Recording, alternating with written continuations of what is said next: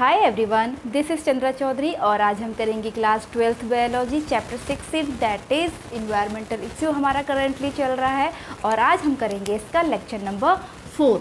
और in this video lecture we are going to talk about agrochemical waste and radioactive waste के बारे में हम बात करेंगे। In previous video lecture we have discussed about air pollution and its control, water pollution and its control. ये सारे topics हमने one by one complete कर चुके हैं। सॉलिड वेस्ट भी मैंने कंप्लीट कर लिया है। तो चलिए बिना किसी देरी के आज स्टार्ट करते हैं आज की वीडियो लेक्चर। तो सबसे पहला टॉपिक जो है दैट इज़ एग्रोकेमिकल वेस्ट।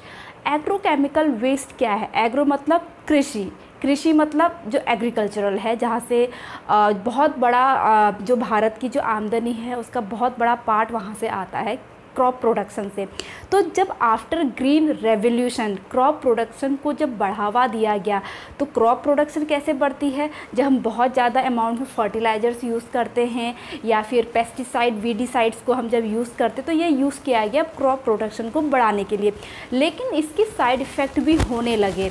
ठीक है, उसी और उनकी वेस्ट जो मतलब बच जाता था उनके साइड इफ़ेक्ट होने लगे, जिसको हम कहते हैं एग्रोकेमिकल वेस्ट।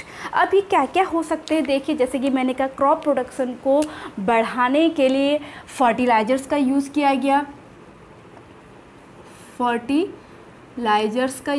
गया, बहुत एक्सेस अमाउंट में किया गया।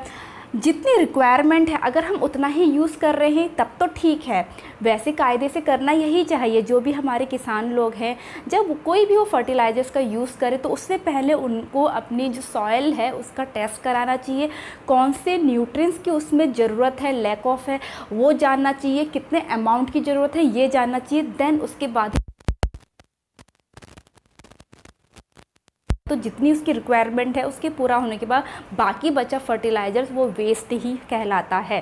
ठीक है, इसके अलावा उनको पेस्ट से बचाने के लिए हम पेस्टिसाइड्स का यूज़ करते हैं, पेस्टिसाइड्स।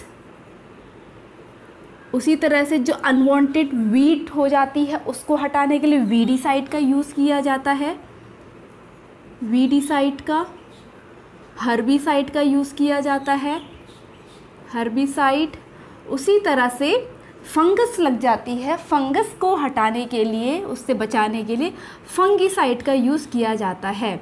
बट एक्चुअली में होता क्या है, देखो जैसे पेस्टिसाइड का यूज़ कर रहे हैं इसमें हार्मफुल केमिकल हैं, इसका मतलब है कि हम किसको कंट्रोल करना चाह रहे हैं? पेस्ट को, लेकिन हम पूरी सॉइल में उसका छिड़काव कर रहे हैं। ऐसा तो नहीं कि पर्टिकुलर हम पेस्ट के ऊपर ही डाल रहे हैं, हम तो एक पूरे पौधे के ऊपर उस चीज़ का छिड़काव कर रहे हैं। तो टारगेट चीज़ों को छोड़ के जो बाकी बचे उस पर भी इनका हार्मफुल इफेक्ट पड़ता है। I hope I am clear to all of you. ठीक है, आपको मेरी बात समझ में आ रही होगी। अब इसके क्या इफ़ेक्ट हो सकते हैं? तो इसके इफ़ेक्ट क्या होंगे जब हम इतने सारी चीज़ों का यूज़ कर रहे हैं अपने क्रॉप प्रोडक्शन को बढ़ाने के लिए? बारिश होती है, बारिश होने के बाद पानी क्या होता है? रन ऑफ होता है, बह जाता है। तो और वो अपने साथ इतनी सारी चीज़ों को भी लेकर जाता है। सपोज़ वो वाटर कहाँ, पानी जो है रन ऑफ हो रहा है वो एक पर्टिकुलर वाटर बॉडीज़ पे जाके चला गया, लाइक पॉन्ड्स में चला गया, तो वहाँ पर देखो एक्सेस अमाउंट में फर्टिलाइज़र से न्यूट्रिएंट आ गए। न्यूट्रिएंट्स जब ज़्यादा होते हैं, एनरिच हो जाता है पानी में, तो वहाँ पर एल्गल ब्लूम हो जाता है। इसके बारे में हमने ऑलरेडी स्टडी कर लिया है इन वाटर पोल्यूशन में। तो इसके क्या क्या इफ़ेक्ट्स हो सकते हैं?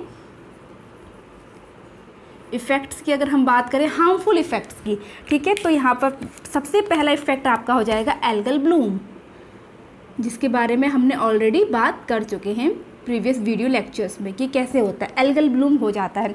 ठीक है, क्योंकि न्यूट्रिएंट्स हैं तो फाइटोप्लैंक्टन होते हैं, फाइटोप्लैंक्टन जो फ्रीली होते हैं, आपने देखा होगा अगर किसी वाटर बॉडीज़ में ऊपर से ग्रीनिश लेयर हो जाती है, वही आपका क्या है? एल्गल ब्लूम है। अब जब एल्गल ब्लूम हो जाता है तो वो एक्सेस अमाउंट में ऑक्सीजन का यूज़ करते हैं, और ऑक्सीजन की जब कमी हो जाती है तो उसमें रहने वाले जो भी ऑर्गेनिक चीज़ें हैं, ऑर्गेनिक मैटर का आ जाता है। वो कैसे आएगा? क्योंकि जो वहाँ पर एक्वाटिक एनिमल्स हैं या फिर एक्वाटिक जो प्लांट है उनकी डेथ होने लग जाती है लैक ऑफ ऑक्सीजन से, जिससे ऑर्गेनिक मैटर बढ़ता है। अब ऑर्गेनिक मैटर जब बढ़ जाएगा तो उसके डिकम्पोजिशन के लिए जो भी वहाँ पर माइक्रोब्स हैं वो बहुत एक्सेस अमाउंट में ऑक्सीजन का यूज़ करते हैं, जिससे BOD बढ़ जाती है, BOD बायोलॉजिकल ऑक्सीजन डिमांड। ये सब चीज़ें मैंने आपको बताए है। ठीक है, और क्या हो सकता है इसके इसके अलावा यहाँ पर देख करके इसके अलावा और वहाँ पर क्या होगा, बायोमैग्निफिकेशन। क्या होगा यहाँ पे इफेक्ट, और बायोमैग्निफिकेशन। अब बायोमैग्निफिकेशन क्या है, मीन्स जो ये पेस्टिसाइड्स वगैरह हैं ट्रॉपिक लेवल पे इनका एक्यूमुलेशन होना, ठीक है। टॉप लेवल पे तो बहुत ज़्यादा एक्यूमुलेट हो जाता है। लाइक आपका जैसे कोई ग्रास है, सपोज ग्रास है, इसमें हमने पेस्टिसाइड डाला और वो पेस्टिसाइड ग्रास के अंदर आ गया, क्योंकि देखो हमने सॉइल पे डाला, सॉइल ने उसे सॉइल से जो ग्रास की जो जड़ है उसने सक किया, तो पेस्टिसाइड ग्रास के अंदर आ गया। अब इस ग्रास को किसने खाया, गोट ने खाया, तो वो पेस्टिसाइड कहाँ आ गया, गोट में आ गया। अब गोट को किसने खाया, लायन ने खाया या ह्यूमन ने खाया। लायन ह्यूमन टॉप लेवल पे होते हैं, या फिर ह्यूमन ने खाया, तो अल्टीमेटली वो पेस्टिसाइड कहाँ आ गया, ह्यूमन के अंदर आ गया या लायन के अंदर आ गया। अब लायन को तो कोई नहीं खा रहा है या हम ह्यूमन को कोई नहीं खा रहा है, तो वो एक्यूमुलेशन हमारी बॉडी में या जो टॉप आपके लेवल पे हैं फूड चेन में, ट्रॉपिक लेवल पे, वहाँ पर इसका एक्यूमुलेशन हो जा रहा है। उसी को हम क्या कहते हैं, बायोमैग्निफिकेशन या फिर बायोलॉजिकल मैग्निफिकेशन, ठीक है। ये इसका हो रहा है। नेक्स्ट इफेक्ट क्या होगा, eutrophication. Eutrophication means ageing of lake या वाटर बॉडीज़, ठीक है। मीन्स आपको ये भी टर्म पहले पढ़ाया है वाटर पॉल्यूशन में कि जो कोई लेक है वहाँ पर, ठीक है, थोड़ा सा हम रिमाइंड कर लेते हैं। यहाँ पे लेक है तो इसके अंदर जो भी एक्वेटिक एनिमल्स हैं, जब उनकी डेथ हो जाती है तो धीरे धीरे उनका सेडिमेंटेशन होता है नीचे, तो मिलियंस ओवर ईयर बाद ये सेडिमेंट रॉक जो बनती है, ठीक है। तभी तो सेडिमेंट रॉक से ही आपके जो पेट्रोलियम है वो निकाला जाता है, क्योंकि वो इनऑर्गेनिक मैटर से ही बनता है, ठीक है। तो यहाँ पे सेडिमेंट होते होते ये जो वाटर है वो बिकम सैलो हो जाता है, छिछला हो जाता है, और अल्टीमेटली ये रॉक डिसअपेयर हो जाती है मिलियंस ओवर ईयर के बाद, ठीक है। तभी तो पेट्रोलियम क्या है, एग्जॉस्टिबल है और उसको बनने में बहुत ईयर का टाइम लगता है, ठीक है। तो इस प्रोसेस को हम यूट्रोफिकेशन कह रहे हैं।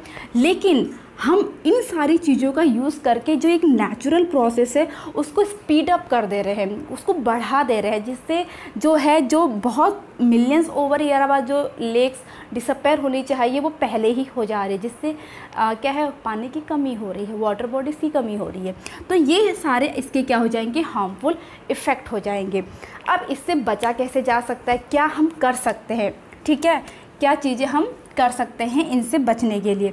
तो यहाँ पर हम क्या कर सकते हैं, पेस्टिसाइड, वीडिसाइड, इन सब का के बदले में इनका जो सब्स्टिट्यूट हो सकता है वो बायो पेस्टिसाइड्स हो सकते हैं, ठीक है। क्या यूज़ कर सकते हैं, बायो पेस्टिसाइड का यूज़ कर सकते हैं हम। एंड उसके अलावा ये फर्टिलाइजर्स के अलावा हम मैन्योर का यूज़ कर सकते हैं। मैन्योर, क्योंकि मैन्योर क्या है, एक आपका जो घरों में बनाई जाती है, ठीक है, और इसका कोई भी साइड इफ़ेक्ट नहीं होता। तो ये आपका हो गया एग्रोकेमिकल वेस्ट। आई होप आपको ये समझ में आ गया होगा, बहुत ही इजी टॉपिक था। चलिए अब नेक्स्ट बात करते हैं रेडियो एक्टिव वेस्ट की, ठीक है। तो देखिए रेडियो एक्टिव जो भी मटेरियल है उनसे इलेक्ट्रिसिटी बनाई जाती है। क्या बनाई जाती है, इसका यूज़ इलेक्ट्रिसिटी में किया जाता है, इलेक्ट्रिसिटी प्रोड्यूस की जाएगी। तो शुरू में इनिशियली में क्या देखा गया कि इसका कोई भी साइड इफ़ेक्ट नहीं है, देखा गया था, ठीक है। लेकिन धीरे धीरे पता चला कि इसका बहुत ही बड़ा साइड इफ़ेक्ट है अगर हम इसको वाइजली या प्रॉपरली इसका यूज़ ना कर पाएँ। तो क्या क्या हो सकते हैं इसके साइड इफ़ेक्ट, पहली बात कैसे हो सकते हैं, एक्चुअली मैं ये कहना चाहूँगी, क्योंकि इसका साइड इफ़ेक्ट तो है, रेडिएशन तो होगा, ठीक है, लेकिन और कैसे होगा ये आपको ये जानने को मिलेगा। लाइक आपका रेडियो एक्टिव वेस्ट में कैसे हो सकता है, या तो एक्सीडेंटली लीकेज हो जाए, ठीक है, या सेफ डिस्पोजल होना चाहिए, जब हम सेफ उसको डिस्पोजल नहीं करेंगे। एक्सीडेंटली लीकेज मतलब कोई प्लांट है जहाँ पर रेडियो एक्टिवली इलेक्ट्रिसिटी प्रोड्यूस की जा रही है, अगर वो लीकेज हो जाती है तो क्या होगा, एक्चुअली जो रेडिएशन है, ठीक है, इससे होने वाला जो रेडिएशन है रेडिएशन से क्या होगा, देखिए रेडिएशन से जो हमारा जो डीएनए है ना वो डैमेज हो जाता है, ठीक है, डीएनए डैमेज करेगा ये, और डीएनए डैमेज करने से क्या होगा, जो हमारी बॉडी के अंदर म्यूटेशन होगा या कैंसर जैसी बीमारियां हो जाती हैं।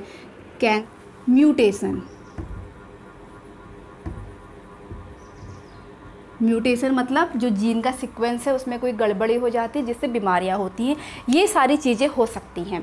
अब इसके बारे में दो चीज़ें हैं कि एक्सीडेंटली लीकेज कब कब हुआ है, ठीक है, दो इसमें इम्पॉर्टेंट है। एक तो है 3 माइल आइसलैंड का, ये एक्सीडेंटली लीकेज हुआ था यहाँ पर, जिससे थाउजेंड्स पीपल्स की डेथ हो गई थी और थाउजेंड्स पीपल में ये बीमारियाँ हो गई थी। और दूसरा है आपका चेरनोबाइल एक्सीडेंट है, ठीक है, ये दो वेरी इंपॉर्टेंट। ओके, अब बात आती है सेफ़ डिस्पोजल की, कैसे उसको जो रेडियो एक्टिव वेस्ट है उसको कैसे डिस्पोज करना चाहिए। तो इसके लिए क्या करना चाहिए, एक बॉक्स है उसमें डिस्पोजल डालना चाहिए, उसमें जो भी वेस्ट है वो डालना चाहिए, और इसे डीप सी में, ठीक है, डीप सी या फिर 500 मीटर नीचे उसको डिस्पोज करना चाहिए। किसको, रेडियो एक्टिव वेस्टेज को ऐसे खुले में नहीं छोड़ना चाहिए क्योंकि रेडिएशन होगा, तो उसको इस तरीके से सेफ डिस्पोजल करना चाहिए। तो आई होप आज की जो वीडियो लेक्चर है जो बेस्ड थी आपकी agrochemical waste and radioactive waste, आपको समझ में आई हो। Take a screenshot if you want. अगर वीडियो अच्छा लगा हो तो please hit the like, leave the comment, subscribe to my channel and press the bell icon. मैं मिलूंगी अपनी नेक्स्ट वीडियो के साथ, तब तक के लिए stay tune, stay healthy, stay connected, bye bye, thanks for watching.